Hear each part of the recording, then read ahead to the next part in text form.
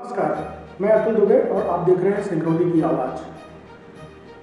हम चर्चा करेंगे सिंगरौली ज़िले में रोजगार को लेकर के जो भ्रष्टाचार मचा हुआ है उसको लेकर के हम आपको बिंदुवार जानकारी देंगे, क्योंकि रोजगार एनसीएल से संबंधित है और कलेक्टर साहब ने एनसीएल की ओबी कंपनियों को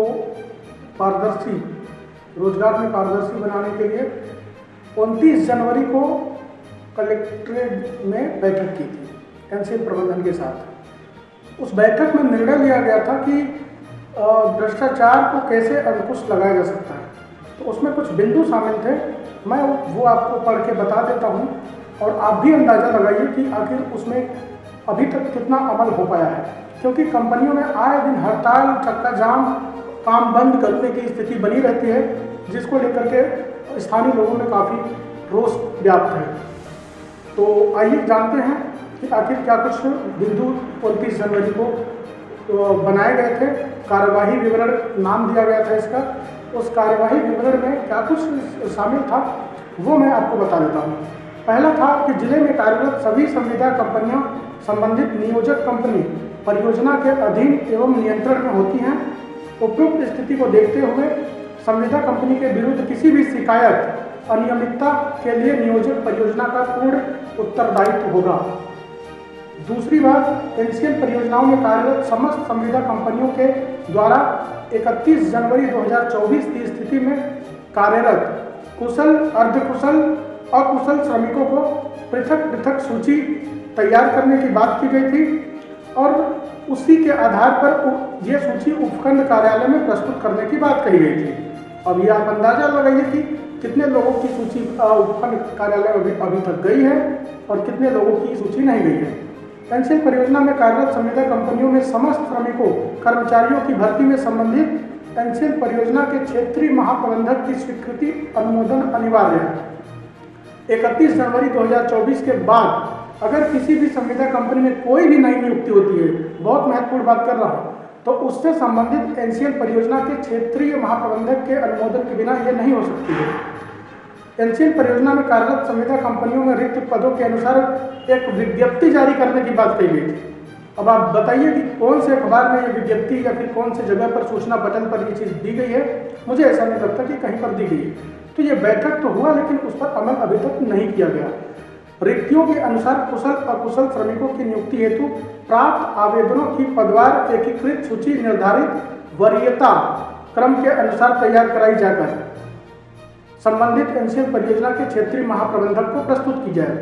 संविदा कंपनियों में श्रमिकों की नियुक्ति हेतु प्राप्त आवेदनों की प्राप्त सूची बनाई जाकर संबंधित एनसीएल परियोजना के क्षेत्रीय महाप्रबंधक को सूची प्रस्तुत की जाए। सूची बनाते समय, अब देखिए बहुत महत्वपूर्ण बात कर रहा हूँ, सूची बनाते समय प्रथम वरीयता विस्थापितों को, द्वितीय वरीयता स्थानीय व्यक्ति को, तृतीय वरीयता अन्य सभी व्यक्ति को जो पूर्व में कार्यरत हैं। नवीन कंपनी, जो नई कंपनी आएगी उसको रखना अनिवार्य है और ये सब कुछ ये आदेश में जारी हुआ है। पूर्व से कार्यरत श्रमिकों में भी उन्हें जो अधिक समय से कार्यरत है उनको ही इसमें शामिल किया जाए।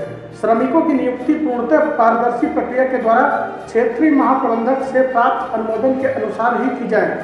समान योग्यता के अगर 2 व्यक्ति पाए जाते हैं तो उसमें अधिक उम्र के व्यक्ति को वरीयता दी जाए। यदि कोई नवीन कंपनी किसी नए कार्य हेतु नियोजित की जाती है तो पुराने नियमानुसार नियुक्ति की जाए। नियुक्ति किए जाने वाले श्रमिकों में से कम 70% श्रमिक विस्थापित स्थानीय होना अनिवार्य होगा। शेष 30% श्रमिकों की नियुक्ति संविदा कंपनी अपने आवश्यकता अनुसार कर सकती है। नवीन संविदा कंपनी के द्वारा नियमानुसार संबंधित परियोजना के क्षेत्रीय महाप्रबंधक के अनुमोदन उपरांत ही नियुक्ति की जाएगी। नियुक्ति करने के पूर्व संबंधित परियोजना के क्षेत्रीय महाप्रबंधक के द्वारा यह पुष्टि की जाएगी कि नियमानुसार एवं निर्धारित वरीयता क्रम का पालन करते हुए प्राप्त आवेदनों की ही नियुक्ति की गई है। यदि किसी परियोजना में कोई नवीन कंपनी पुरानी कंपनी को रिप्लेस करती है और वही कार्य करती है जो पुरानी कंपनी की सीमा सौंपा गया है, तो नवीन संविदा कंपनी की पुरानी कंपनी में कार्यरत श्रमिकों को प्राथमिकता दी जाए। तो ऐसी तमाम आदेश थे जिसे लेकर के 29 जनवरी को कलेक्टर साहब ने एनसीएल प्रबंधन के साथ बैठक की थी, ताकि जो लगातार भूख हड़ताल, धरना प्रदर्शन, लड़ाई झगड़े इस भ्रष्टाचार की नौकरी में चल रहे हैं उसको अंकुश लगाई जा सके। लेकिन एक और बड़ी बात कर दे रहा हूँ, ये आदेश क्यों पारित हुए थे।